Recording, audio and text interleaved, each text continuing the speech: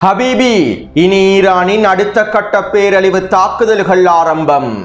இஸ்ரேலிய ஆக்கிரமிப்பு நிலத்திடர்களின் உறக்கத்தையும் கொண்டாட்டங்களையும் சிதைத்த ஈரானிய ஏவுகணைகளும் இஸ்ரேலிய ஆக்கிரமிப்பின் விடுமுறைக்காக ஈரான் வழங்கியிருக்கக்கூடிய பரிசும், டொனால்ட் ட்ரம்ப் ஈரான் தொடர்பாக வெளியிட்டிருக்கக்கூடிய விசேட கருத்துக்களும், ஈரானிய IRGC இராணுவ தலைமையகத்தின் அதிரடியான அறிவிப்புகளும் பதிலடிகளும், தரைவழி தாக்குதலை ஆரம்பிப்பதற்கான எல்லாவிதமான முயற்சிகளையும் தயார்படுத்தல்களையும் மேற்கொண்டு வரும் அமெரிக்காவும், மத்திய கிழக்கை நோக்கி நகரும் அமெரிக்காவின் மிக முக்கியமான போர் விமானங்களும், அமெரிக்க படைகளை கல்லறைகளில் புதைப்பதற்கு தயாராகிக் கொண்டிருக்கும் ஈரானிய சிங்கங்களும், யுத்த காலத்திலே நடைமுறைப்படுத்தப்பட்டிருக்கக்கூடிய ஈரானின் அரசியல் கட்டமைப்பும், உச்ச தேசிய பாதுகாப்பு சபையும், ஈரானிய ஜனாதிபதியும்,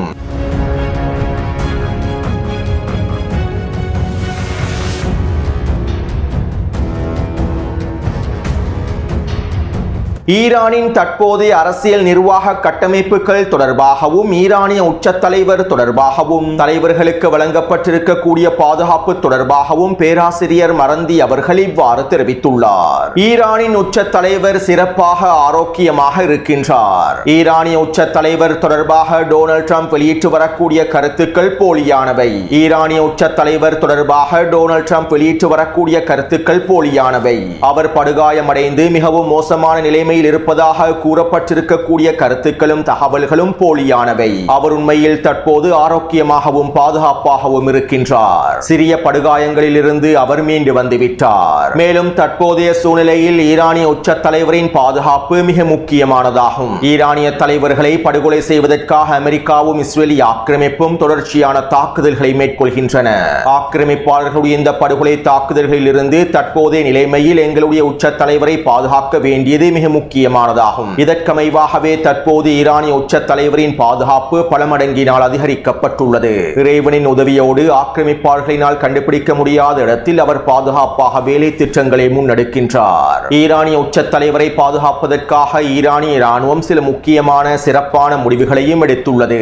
இந்த முடிவுகளுக்கு அமைவாகவே தற்போது அனைத்து விதமான வேலை திட்டங்களும் நடைமுறைப்படுத்தப்பட்டுள்ளன. அதே போன்று ஈரானிய பாராளுமன்ற சபாநாயகரும் பாதுகாப்பாக இருக்கின்றார். மேலும் இன்னும் ஏனைய முக்கியமான தலைமைகளையும் பாதுகாப்பதற்கான எல்லாவிதமான வேலை திட்டங்களையும் முடிவுகளையும் ஈரானிய இராணுவம் சிறப்பாக செய்து வருகின்றது. தற்போது உச்ச தேசிய பாதுகாப்பு சபையினுடைய புதிய தலைவரும் தெரிவு செய்யப்பட்டுள்ளார். அனைத்து வெற்றிடங்களுக்குமான தலைவர்கள் தெரிவு செய்யப்பட்டு விட்டார்கள். 1.5 வருடங்களுக்கு முன்பு எவ்வாறு எங்களுடைய நிர்வாக கட்டமைப்புகள் செயற்பட்டதோ அதே போன்றே தற்போதும் அனைத்து நிர்வாக கட்டமைப்புகளும் சிறப்பாக செயற்படுகின்றன.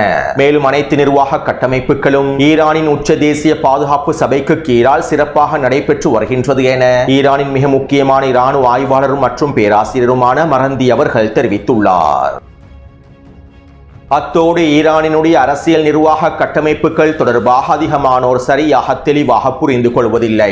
ஈரானின் அரசியல் நிர்வாக கட்டமைப்புகள் எவ்வாறு செயற்படுகின்றது என்பதனை நான் 2 வருடங்களுக்கு முன்பே காணொளிகளில் தெளிவாக குறிப்பிட்டிருந்தேன். ஏனைய நாடுகளை போன்று அல்லாமல் ஈரானினுடைய அரசியல் நிர்வாக கட்டமைப்புகள் வித்தியாசமான முறையிலேயே அமைக்கப்பட்டுள்ளன. அதாவது ஜியோனிஸ் ஆக்கிரமிப்பாளர்களினால் சிதைக்க முடியாத வண்ணம் ஈரானினுடைய அரசியல் நிர்வாக கட்டமைப்புகள் வடிவமைக்கப்பட்டுள்ளன. மேலும் ஈரானினுடைய அதிகாரம் கொண்ட தலைவர் ஈரானினுடைய உச்ச தலைவரே செயற்படுகின்றார். ஈரானிய உச்ச தலைவருக்கு கீழால் தான் ஈரானிய இராணுவம் உட்பட இன்னும் மிக முக்கியமான அனைத்து தலைமைகளும் செயற்படுகின்றன. ஈரானிய உச்ச தலைவருக்கு கீழால் தான் ஈரானிய இராணுவம் உட்பட அனைத்து மிக முக்கியமான துறைகளும் இயங்குகின்றன. அதே நேரம் ஈரானிய ஜனாதிபதி நாட்டினுடைய பொருளாதாரத்தை வலுப்படுத்துவதற்கான வேலை திட்டங்களை மேற்கொள்ளக்கூடியவராகவும் நாட்டு மக்களுடைய சிவில் நிர்வாக தேவைகளை பூர்த்தி செய்யக்கூடியவராகவுமே செயற்படுகின்றார். மேலும் ஈரானிய ஜனாதிபதியினுடைய அதிகாரங்கள் மட்டுப்படுத்தப்பட்டவை. ஈரானிய இராணுவம் தொடர்பாகவும் ஈரானினுடைய வெளியுறவுத்துறை கொள்கைகள் தொடர்பாகவும் ஈரானிய ஜனாதிபதியினால் முடிவுகளை எடுக்கவே முடியாது. இராணுவம், பாதுகாப்பு, வெளியுறவுத்துறை கொள்கை என்பன அனைத்தும் ஈரானிய உச்ச தலைவருக்கு கீழாலேயே இருக்கின்றன. அத்தோடு ஈரானிய உச்ச தலைவருக்கு கீழால் இந்த வேலை திட்டங்களை முழுமையாக முடிப்பதற்கும் அனைத்து நிர்வாக அலகுகளையும் வழிகாட்டுவதற்கும் நடைமுறைப்படுத்துவதற்கும் உச்ச தேசிய பாதுகாப்பு சபை உருவாக்கப்பட்டுள்ளது. ஈரானிய உச்ச தலைவருக்கு கீழால் இருக்கக்கூடிய உச்ச தேசிய பாதுகாப்பு சபையின் மூலமாகவே ஈரானினுடைய ஒட்டுமொத்த ஒட்டுமொத்த நிர்வாக கட்டமைப்புகளும் வழிநடத்தப்படுகின்றன. அதுவும் குறிப்பாக யுத்த காலத்தில் உச்ச தேசிய பாதுகாப்பு சபைக்கு கீழாலேயே அனைத்து விதமான வேலை திட்டங்களும் கட்டளைகளும் பிறப்பிக்கப்படுகின்றன. மேலும் ஈரானினுடைய உச்ச தேசிய பாதுகாப்பு சபையினுடைய தலைவராக தியாகி அலி லர்ஜானி அவர்களே இருந்தார். மேலும் இவர் படுகொலை செய்யப்பட்டதற்கு பின்பு முகமது பாகர் ஜொல்கதர் அவர்கள் தெரிவு செய்யப்பட்டுள்ளார். இவருக்கு கீழால் இன்னும் பல தலைமைகளும் உச்ச தேசிய பாதுகாப்பு சபையில் இருக்கின்றார்கள். சயீத் ஜலீலி அவர்களும் உச்ச தேசிய பாதுகாப்பு சபையில் இருக்கின்றார். எனவே தற்போது ஈரானை முழுமையாக வழிநடத்தக்கூடிய, கட்டுப்படுத்தக்கூடிய, ஈரானிய ராணுவத்திற்கு கட்டளைகளை வழங்கக்கூடிய, ஒட்டுமொத்த ஈரானிய மக்களையும் வழிநடத்தக்கூடிய நிர்வாக கட்டமைப்பலகாக உச்ச தேசிய பாதுகாப்பு சபையே காணப்படுகின்றது. ஈரானிய உச்ச தலைவருக்கு கீழால் இயங்கக்கூடிய உச்ச தேசிய பாதுகாப்பு சபையே காணப்படுகின்றது. மேலும் இந்த போரினுடைய அடுத்த கட்ட நகர்வுகள், முடிவுகள் என்பன அனைத்தும் உச்ச தேசிய பாதுகாப்பு சபைக்கு கீழாலேயே எடுக்கப்படும். எனவே ஈரானிய ஜனாதிபதியின் அதிகாரங்கள் மட்டுப்படுத்தப்பட்டவை. முடிவெடுக்கக்கூடிய அதிகாரங்கள் கூட ஈரானிய ஜனாதிபதிக்கு வழங்கப்படவில்லை. ஈரானிய ஜனாதிபதி சமூக ஊடக வலைத்தளங்களில் கருத்துக்களை தெரிவிக்கலாம், ஈரானிய ஊடகங்களில் கருத்துக்களை தெரிவிக்கலாம். ஆனால் இந்த கருத்துக்களில் எந்தவிதமான அதிகாரமும் இருக்காது.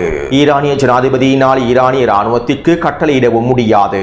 ஈரானிய உச்ச தலைவருக்கு கீழால் இருக்கக்கூடிய உச்ச தேசிய பாதுகாப்பு சபையின் மூலமாகவே ஈரானிய ராணுவத்திற்கும் கட்டளைகள் வழங்கப்படும். எனவே சுருக்கமாக குறிப்பிடுவதாக இருந்தால் ஈரானினுடைய ஜனாதிபதி பேரளவில் இருக்கக்கூடிய ஒரு ஜனாதிபதி பதவி மாத்திரம்தான். மேலும் இந்த ஜனாதிபதி பதவியில் இருக்கக்கூடிய மசூத் பதஷ்கியான் ஒரு பலவீனமான நபராகவே இருக்கின்றார். இவர் சீர்திருத்த கொள்கைகளை பின்பற்றக்கூடியவராக இருக்கின்றார். ஈரான் இஸ்லாமிய குடியரசின் ஹார்ட்லைனராக இவர் இல்லை. இவை தொடர்பாக முன்னைய காணொளிகளிலும் நான் தெளிவாக குறிப்பிட்டுள்ளேன். மேலும் இந்த யுத்த காலத்திலும் இவர் பலவீனமான கருத்துக்களையே சமூக ஊடக வலைத்தளங்களில் பதிவிட்டு வருகின்றார். அதே நேரம் இவருடைய கருத்துக்களும் அறிக்கைகளும் ஈரானின் அதிகாரப்பூர்வமான, உத்தியோகபூர்வமான கருத்துக்களாகவும் அறிக்கைகளாகவும் இருக்காது. இதுதான் ஈரானிய அரசியல் நிர்வாக கட்டமைப்பினுடைய வடிவமாகும். அத்தோடு நேற்றிரவு ஈரானிய ஜனாதிபதி அமெரிக்க மக்களுக்கு ஒரு கடிதம் ஒன்றை அனுப்பியிருந்தார். ஈரானிய ஜனாதிபதியின் மிக நீண்ட உரையை உள்ளடக்கியதாகவே இந்த கடிதம் வெளியிடப்பட்டிருந்தது. மேலும் குறித்த கடிதத்தை டெலிகிராம் சேனலில் பதிவிடுகின்றேன். அதே நேரம் ஈரானிய ஜனாதிபதியின் இந்த கடிதத்தினை வைத்து பல சர்வதேச ஊடகங்களும் இந்திய ஊடகங்களும் போலி பிரச்சாரங்களையும் மேற்கொள்கின்றன. ஈரான் யுத்த நிறுத்த பேச்சுவார்த்தைகளுக்கு தயாராகிவிட்டது, பேச்சுவார்த்தை மேசையில் அமரப்போகின்றது, ஈரானிய ஜனாதிபதியினுடைய கடிதம் இதனைத்தான் வெளிப்படுத்துகின்றது என்கின்ற பிரச்சாரங்களை மேற்கொள்கின்றார்கள். ஈரானினுடைய அரசியல் நிர்வாக கட்டமைப்புகளை சரியாக புரிந்து கொள்ளாததன் விளைவாகவே இந்த ஊடகங்கள் இவ்வாறான போலி பிரச்சாரங்களையும் மேற்கொள்கின்றன. அடுத்து இலங்கை நேரப்படி இன்று காலை 6:30 மணியளவில் டொனால்ட் ட்ரம்ப் ஈரான் தொடர்பான விசேட உரை ஒன்றை முன்வைத்திருந்தார். டொனால்ட் ட்ரம்பினுடைய மிக நீண்ட உரையில் இருக்கக்கூடிய முக்கியமான கருத்துக்களை மாத்திரம், சுருக்கத்தை மாத்திரம் குறிப்பிடுகின்றேன். நாங்கள் ஈரானினுடைய விமானப்படைகள், கடற்படைகள், தரைப்படைகள் என்பனவற்றை முழுமையாக அழித்து விட்டோம். ஈரானினுடைய முப்படைகளையும் நாங்கள் அழித்து விட்டோம். அவர்களுடைய மிக முக்கியமான ஏவுகணை திறன்களையும் ஆயுத களஞ்சிய சாலைகளையும் தரைமட்டமாக்கிவிட்டோம். ஈரானிய IRGC ராணுவத்தின் கட்டளை தளமானது தற்போது பலவீனமாக மாறிவிட்டது. அவர்களால் இதற்கு பிறகு ஏவுகணை தாக்குதல்களையும் ட்ரோன் தாக்குதல்களையும் மேற்கொள்ள முடியாது. அவர்கள் பலவீனமாகிவிட்டார்கள். நாங்கள் அவர்களை பலகீனப்படுத்தி விட்டோம். நாங்கள் அவர்களை சிதைத்து அழித்து விட்டோம். மேலும் எஞ்சிருக்கக்கூடிய அவர்களின் திறன்களையும் தற்போது அழித்து வருகின்றோம். எங்களுடைய மூலோபாய இலக்குகளின் பெரும்பாலானவற்றை நாங்கள் ஈரானிய களத்திலே அடைந்து கொண்டு விட்டோம். விரைவில் ஈரானுக்குள்ளே எங்களுடைய மூலோபாய இலக்குகள் அனைத்தையும் முழுமையாக அடைந்து கொள்வோம். இதற்கு அதிக நாட்கள் செல்லாது.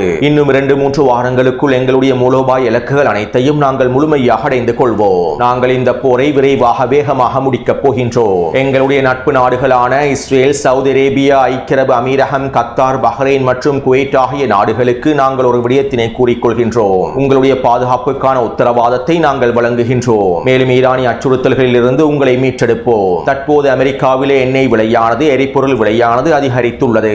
ஆனால் இவை அனைத்தும் தற்காலிகமானவை. நாங்கள் விரைவில் ஈரானிலே போரை முடிவுக்கு கொண்டு வந்து விடுவோம். ஈரானை முழுமையாக தரைமட்டமாக்கி கட்காலத்திற்கு அனுப்பி விடுவோம். இதற்கு பிறகு எரிபொருள் விலையானது குறைவடைந்துவிடும். எண்ணெய் விலையானது நீங்கள் நினைத்து கூட பார்க்க முடியாத அளவுக்கு குறைந்துவிடும். அத்தோடு இன்னும் 2-3 வாரங்களுக்குள் ஈரானை தரைமட்டமாக்கி கட்காலத்திற்கு அனுப்புவதற்கான தாக்குதல்களையே நாங்கள் மேற்கொள்ளப் போகின்றோம். மேலும் இதற்குள்ளே ஈரான் பேச்சுவார்த்தைகளுக்கு சம்மதித்தால், எங்களுடைய நிபந்தனைகளை ஏற்றுக்கொண்டால் ஈரானின் எஞ்சிருக்கக்கூடிய திறன்களையாவது பாதுகாத்துக் கொள்ள முடியும். இல்லாவிட்டால் நாங்கள் ஈரானினுடைய அனைத்தையும் முழுமையாக அளிப்பதற்கான தாக்குதல்களை மேற்கொள்ள மேற்கொள்வோம். ஈரானின் மின்சக்தி கட்டமைப்புகள், மின்சார நிலையங்கள், எரிசக்தி கட்டமைப்புகள், மிக முக்கியமான சக்தி மூலங்கள் என்பனவற்றை முழுமையாக தரைமட்டமாக்குவோம். எங்களுடைய இந்த தாக்குதல்கள் ஒரே நேரத்தில் மேற்கொள்ளக்கூடிய தாக்குதல்களாகவும் அமைந்திருக்கும். அதே போன்று ஈரானினுடைய எண்ணெய் ஆலைகளை இலக்கு வைத்து நாங்கள் தாக்குதல்களை மேற்கொள்ளவில்லை. ஈரானினுடைய எண்ணெய் தளங்களை இலக்கு வைத்து தாக்குதல்களை மேற்கொள்ளவில்லை.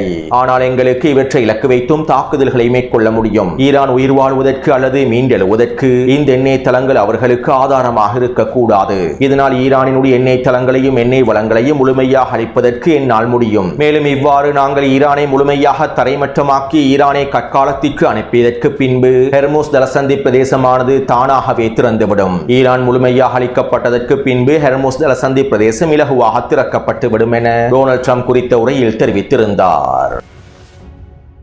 அதாவது 2 வாரங்களுக்குள்ளே ஈரான் ஒப்பந்தத்தை ஏற்றுக்கொண்டு நிபந்தனைகளை ஏற்றுக்கொள்ளாவிட்டால் ஈரானுக்கு எதிரான ஃபைனல் ப்ளோ தாக்குதல்களை மேற்கொண்டு ஒரே நேரத்தில் ஈரானினுடைய எரிசக்தி கட்டமைப்புகள், மின்சார கட்டமைப்புகள் மற்றும் சக்தி மூலங்கள் அனைத்தையும் முழுமையாக தரைமட்டமாக்கி எண்ணெய் தளங்களையும் முழுமையாக தரைமட்டமாக்குவதாகவே டொனால்ட் ட்ரம்ப் அறிவித்துள்ளார். அதே நேரம் ஈரானுக்கு எதிரான தரைவழி தாக்குதல்களை மேற்கொள்வது தொடர்பாக டொனால்ட் ட்ரம்ப் எந்த ஒரு கருத்தையும் வெளியிடவில்லை. இதற்கருத்தம் ஈரானுக்கு எதிரான தரைவழி தாக்குதலை அமெரிக்கா மேற்கொள்ளாது என்பதல்ல. உண்மையில் டொனால்ட் ட்ரம்ப் ஈரானினுடைய எண்ணெய் தளங்களை இலக்கு வைத்து தாக்குதல்களை மேற்கொள்ள மாட்டார். காக் தீவில் இருக்கக்கூடிய எண்ணெய் தளங்களை இலக்கு வைத்து தாக்குதல்களை மேற்கொள்ள மாட்டார். ஈரானினுடைய எண்ணெய் ஆலைகளை இலக்கு வைத்து தாக்குதல்களை மேற்கொள்ள மாட்டார். டொனால்ட் ட்ரம்பை பொறுத்தவரையில் ஈரானினுடைய எண்ணெயானது அவருக்கு மிக முக்கியமானதாகும். இதனால் டொனால்ட் ட்ரம்ப் உரையில் கூறியதை போன்று ஒரு பொழுதும் ஈரானிய எண்ணெய் தளங்களை இலக்கு வைத்தோ காக் தீவில் இருக்கக்கூடிய எண்ணெய் குழாய்களை எண்ணெய் தளங்களை இலக்கு வைத்தோ தாக்குதல்களை மேற்கொள்ள மாட்டார். மேலும் இந்த எண்ணெய் தளங்களை முழுமையாக கைப்பற்றுவதே டொனால்ட் ட்ரம்பினுடைய திட்டம். தரைவழி தாக்குதல்களை மேற்கொண்டு காக் தீவையும் இன்னுமேனிய ஈரானினுடைய எண்ணெய் தளங்களையும் முழுமையாக கைப்பற்றுவதே டொனால்ட் ட்ரம்பின் திட்டமாகும். இதனால் தான் டொனால்ட் ட்ரம்ப் தரைவழி தாக்குதல் தொடர்பாக எந்த விதமான கருத்துக்களையும் கூறவில்லை. ஏனென்றால் அவர்கள் ஈரானுக்கு எதிரான தரைவழி தாக்குதலை மேற்கொண்டு காக் தீவை முழுமையாக கைப்பற்றுவதற்கே திட்டமிட்டுள்ளார்கள். மேலும் இந்த உரையிலே டொனால்ட் ட்ரம்ப் தரைவழி தாக்குதல் தொடர்பாக கருத்துக்களை வெளியிடாமல் இருந்ததும் ஈரானுக்கு எதிராக அமெரிக்க இராணுவம் தரைவழி தாக்குதல்களை திட்டமிட்டுள்ளது என்பதனையும் காக் தீவை கைப்பற்றுவதற்கு அவர்கள் தயாராகி வருகின்றனர் என்பதனையும் உறுதிப்படுத்தியுள்ளது. சுருக்கமாக குறிப்பிடுவதாக இருந்தால் அமெரிக்க இராணுவம் ஈரானுக்கு எதிரான தரைவழி தாக்குதல்களை மேற்கொள்வதற்கு முழுமையாக தயாராகி வருகின்றது. ஈரானினுடைய காக் தீவையும் எண்ணெய் தளங்களையும் கைப்பற்றுவதற்கு தயாராகி வருகின்றார்கள். அது மட்டுமல்லாமல் ஈரானுக்குள் இருக்கக்கூடிய 400 கிலோகிராம் யுரேனியத்தையும் கைப்பற்றுவதற்கு இவர்கள் தரைவழி தாக்குதலை மேற்கொள்ளப் போகின்றார்கள். 400 கிலோகிராம் யுரேனியம் செறிவூட்டலை கைப்பற்றுவதற்கும் தரைவழி தாக்குதல்களை மேற்கொள்ளப் போகின்றார்கள். மேலும் நேற்றைய தினம் நான் காணொலியில் குறிப்பிட்டிருப்பதை போன்று கசிவடைந்த அமெரிக்காவின் திட்டத்திற்கு அமைவாகவும் தரைவழி தாக்குதல்கள் பல பிரதேசங்களில் இருந்து மேற்கொள்ளப்படலாம். இதற்கான அனைத்து விதமான தயார்படுத்தல்களையுமே அமெரிக்கா மேற்கொண்டு வருகின்றது. அது மட்டுமல்லாமல் இவற்றை உறுதிப்படுத்தும் வகையில் நேற்றிரவு அமெரிக்காவினுடைய மிக முக்கியமான போர் விமானங்களான A-10C தண்டர்போல்ட் போர் விமானங்கள் மத்திய கிழக்கை நோக்கி நகர்த்தப்பட்டிருந்தன. இதற்கமைவாக அமெரிக்காவின் 12 A-10C போர் விமானங்களும் அமெரிக்க துருப்புக்களும் இங்கிலாந்தின் லொக்கன்ஹீத் விமான கட்டளை தளத்தில் களமிறங்கியுள்ளார்கள். நேற்றிரவே குறித்த விமானங்களும் துருப்புக்களும் களமிறக்கப்பட்டுள்ளன. அமெரிக்காவினுடைய A-10C தண்டர்போல்ட் போர் விமானங்கள் தரைவழி தாக்குதல்களுக்காக வடிவமைக்கப்பட்டுள்ளன. அதாவது அமெரிக்காவின் தரைப்படை முன்னேறுவதற்கு வான்வழி இருந்து கொண்டு முழுமையான ஆதரவை வழங்குவதற்கும் எதிரிகளின் கவசப்படைகளை கவசப்படை பிரிவுகளை போர் வாகனங்கள் இலக்கு வைத்து தாக்குதல்களை மேற்கொள்வதற்கும் A-10C போர் விமானத்தில் மிக முக்கியமான ஆயுதங்கள் பொருத்தப்பட்டுள்ளன. மேலும் குறித்த போர் விமானமானது தரைவழி தாக்குதல்களுக்கு உகந்த வகையில் குறைந்த உயரத்தில் குறைந்த வேகத்தில் பறக்கக்கூடிய வகையில் வடிவமைக்கப்பட்டுள்ளது. முழுக்க முழுக்க தரைவழி தாக்குதல்களுக்காகவே குறித்த போர் விமானங்கள் வடிவமைக்கப்பட்டுள்ளன. மேலும் இந்த போர் விமானங்களே தற்போது மத்திய கிழக்கை நோக்கி நகர்ந்து கொண்டிருக்கின்றன. அது மட்டுமல்லாமல் ஈரானுக்குள்ளே தரைவழி தாக்குதலை மேற்கொள்வதற்கான எல்லா விதமான தயார்படுத்தல்களையும் தேவையான போர் விமானங்களையும் ஆயுதங்களையும் துருப்புக்களையும் அமெரிக்கா முழுமையாக அவசரமாக மத்திய கிழக்கை நோக்கி நகர்த்தி வருகின்றது. அத்தோடு அமெரிக்காவின் தரைவழி தாக்குதல்களை எதிர்கொள்வதற்கு சவால்களை எதிர்கொள்வதற்கு ஈரானும் முழுமையாக தயாராகவே இருக்கின்றது. அமெரிக்க படைகளை ஈரானுக்குள் புதைப்பதற்கு ஈரானிய ஆயுதப்படைகள் தயாராகவே இருக்கின்றார்கள். மேலும் அமெரிக்காவின் ஃபைனல் ப்ளோ தாக்குதல்களை முறியடிப்பதற்கு ஈரான் பல ஆச்சரியங்களையும் களமிறக்கப் போகின்றது. அதே நேரம் அமெரிக்கா ஈரானுக்கு எதிராக இந்த தரைவழி தாக்குதல்களை ஆரம்பிப்பதற்கு முன்பு ஃபைனல் ப்ளோ தாக்குதல்களை மேற்கொள்வதற்கு முன்பு ஈரான் அடிமை அரபு நாடுகளுக்கு எதிரான உச்சக்கட்ட ஃபர்ஸ்ட் ப்ளோ தாக்குதல்களை ஆரம்பித்து விட வேண்டும். பஹ்ரைன் மற்றும் ஐக்கிய அரபு அமீரகத்தினுடைய கடற்கரை பிரதேசங்களை கைப்பற்றுவதற்கான தாக்குதல்களை ஈரான் ஆரம்பித்து விட வேண்டும். இவ்வாறு அமெரிக்காவின் ஃபைனல் ப்ளோ தரைவழி தாக்குதல்கள் ஆரம்பிக்கப்படுவதற்கு முன்பு ஈரான் அடிமை அரபு நாடுகளுக்கு எதிராக ஃபர்ஸ்ட் ப்ளோ தாக்குதல்களை ஆரம்பித்தால் அது அமெரிக்காவினுடைய சமன்பாட்டை முழுமையாக சிதைத்துவிடும். எனவே இது போன்று அமெரிக்காவின் சமன்பாட்டை சிதைக்கக்கூடிய பல ஆச்சரியங்களை களமிறக்குவதற்கு ஈரான் தயாராகவே இருக்கின்றது. மேலும் இனி வரக்கூடிய நாட்களில் இவற்றை எங்களுக்கு தெளிவாக புரிந்து கொள்ள முடியும். அடுத்து டொனால்ட் ட்ரம்பினுடைய உரையை தொடர்ந்து டொனால்ட் ட்ரம்பின் உரைக்கு பதில் வழங்கும் முகமாக ஈரானினுடைய காத்தமல் அன்பியா தலைமையகத்தின் ஊடக பேச்சாளர் இப்ராஹிம் ஜொல்ஃபகாரி அவர்கள் இவ்வாறு தெரிவித்தார். இறைவன் மீது நம்பிக்கை வைத்து நீங்கள் அவமானப்பட்டு இழிவுபடுத்தப்பட்டு மிகப்பெரிய பேரிழப்புகளை சந்திக்கும் வரையில் நாங்கள் இந்த போரை நிறுத்தப் போவதில்லை. உங்களுக்கு பேரிழப்பையும் அவமானத்தையும் இழிவுகளையும் முழுமையாக ஏற்படுத்தும் வரையில் நாங்கள் இந்த போரை நிறுத்தப் போவதில்லை. நாங்கள் முன்பு கூறியதை போன்று அமெரிக்காவுக்கும் ஜியோனிஸ்ட் ஆக்கிரமிப்புக்கும் எங்களுடைய இராணுவ திறன்கள் தொடர்பாக எதுவுமே தெரியாது. எங்களுடைய இராணுவ திறன்கள் தொடர்பாகவும் ஏவுகணை திறன்கள் மற்றும் ட்ரோன் திறன்கள் தொடர்பாகவும் எதுவுமே தெரியாது. மேலும் உங்களுக்கு நாங்கள் ஒரு விடயத்தினை தெளிவாக கூறிக்கொள்கின்றோம். ஈரானினுடைய மூலோபாய ஆயுத உற்பத்தி திறன்களும் ஏவுகணை களஞ்சியங்களும் ட்ரோன் களஞ்சியங்களும் பாதுகாப்பாகவே இருக்கின்றன. நீங்கள் இலக்கு வைத்து தாக்குதல்களை மேற்கொண்டிருக்கக்கூடிய இடங்கள் முக்கியத்துவம் வாய்ந்த இடங்கள் அல்ல. உங்களுக்கு எதனை காண்பிக்க வேண்டும் என்பதனை நாங்கள் தான் தீர்மானிக்கின்றோம். மேலும் எங்களுடைய மூலோபாய ஆயுத உற்பத்தி திறன்களும் ஏவுகணை மற்றும் ட்ரோன் களஞ்சிய சாலைகளும் பாதுகாப்பாக இருக்கின்றன. இதனை நீங்கள் யுத்த களத்திலேயே உறுதிப்படுத்திக் கொள்ள முடியும். அத்தோடு நாங்கள் உங்களுக்கு வலிமிகுந்த அடிகளை வழங்கியுள்ளோம். ஆனால் இதற்கு பிறகு நீங்கள் இதுவரைக்கும் அனுபவிக்காத வழிகளை உள்ளடக்கிய மிகப்பெரிய பேரிழப்புகளை ஏற்படுத்தக்கூடிய அடிகளை நாங்கள் வழங்கப் போகின்றோம். இறைவனின் உதவியோடு நாங்கள் இதற்கு பிறகு உங்களுக்கு பேரிழப்பை ஏற்படுத்தக்கூடிய அடுத்த கட்ட தாக்குதல்களை ஆரம்பிக்க போகின்றோம். இதனால் அனைவரும் தயாராகிக் கொள்ளுங்கள் என காத்தமல் அன்பியா தலைமையகத்தினுடைய ஊடக பேச்சாளர் இப்ராஹிம் ஜொல்ஃபகாரி அவர்கள் தெரிவித்துள்ளார். எனவே இந்த 2 வாரங்களுக்குள் அமெரிக்காவின் தாக்குதல்களுக்கு ஈரான் பதிலடியாக பேரிழப்பு தாக்குதல்களை மேற்கொள்ளப் போகின்றது. மேலும் இதிலே ஈரானின் பல ஆச்சரிய தாக்குதல்களும் உள்ளடங்கப் போகின்றன. அடுத்து ஈரான் இஸ்ரேலிய ஆக்கிரமிப்புக்கு எதிரான தொடர்ச்சியான தாக்குதல்களை மேற்கொண்டு வருகின்றது. மேலும் நேற்றிரவிலிருந்து ஈரான் இஸ்ரேலிய ஆக்கிரமிப்பின் பல பிரதேசங்களை இலக்கு வைத்து ஏவுகணை தாக்குதல்களை தொடர்ச்சியாக மேற்கொண்டது. நேற்றிரவிலிருந்து இஸ்ரேலிய ஆக்கிரமிப்பிலே விடுமுறை தினம் ஆரம்பமாகியுள்ளது. இனி வரக்கூடிய 9 நாட்களுக்கு இஸ்ரேலிய ஆக்கிரமிப்பில் விடுமுறை தினமாகும். பண்டிகை கொண்டாட்டமாகவே இந்த விடுமுறை தினத்தை கொண்டாடுவார்கள். எனவே இப்படியான நிலைமையில் நிலத்திடர்களை உறங்க விடாமல் அவர்களுடைய கொண்டாட்டங்களை சிதைக்கும் நோக்கத்தோடு இஸ்ரேலிய ஆக்கிரமிப்பு முழுவதும் ஈரான் வீரியமான தாக்குதல் மேற்கொண்டிருந்தது. இதனால் நேற்றிரவிலிருந்து இஸ்ரேலிய ஆக்கிரமிப்பு முழுவதும் எச்சரிக்கை ஒலிகள் எழுந்தன. ஒவ்வொரு பிரதேசத்திலும் சைரன்கள் ஒலிக்கப்பட்டன. இதனால் ஆயிரக்கணக்கான லட்சக்கணக்கான மக்கள் பதுங்கு குழிகளை நோக்கி விரைந்திருந்தார்கள். மேலும் பதுங்கு குழிகளில் இருந்து இஸ்ரேலிய ஆக்கிரமிப்பு நிலத்திடர்கள் வெளியேறியதும் மீண்டும் அவர்களை பதுங்கு குழிகளை நோக்கி நகர்த்துவதற்கான ஏவுகணை தாக்குதல்களை ஈரான் தொடர்ச்சியாக மேற்கொண்டது. இதனால் தற்போது இஸ்ரேலிய ஆக்கிரமிப்பு நிலத்திடர்கள் உறக்கத்தை இழந்து விட்டார்கள். மேலும் இந்த தாக்குதல்களுக்கு பின்பு ஈரானிய விண்வெளி படையினுடைய தலைவர் இவ்வாறு தெரிவித்தார். இஸ்ரேலிய ஆக்கிரமிப்பு முழுவதும் எச்சரிக்கை ஒலிகள் எழுகின்றன. அனைவரும் பதுங்கு குழிகளை நோக்கி விரைகின்றார்கள். இது நெட்டன்யாஹு உங்களுக்கு தந்திருக்கக்கூடிய விடுமுறை பரிசாகும். ஜியோனிஸ்டுகளுக்கு நெட்டன்யாஹு வழங்கியிருக்கக்கூடிய விடுமுறை பரிசாகும் என ஈரானிய விண்வெளி படையினுடைய தலைவர் தெரிவித்தார். எனவே இந்த காணொலி தொடர்பான கருத்துக்களை பதிவிடுங்கள். அடுத்த காணொலி விரைவாக பதிவிடுகின்றேன். தொடர்ந்தும் என்னுடன் இணைந்திருங்கள். நன்றி, வணக்கம்.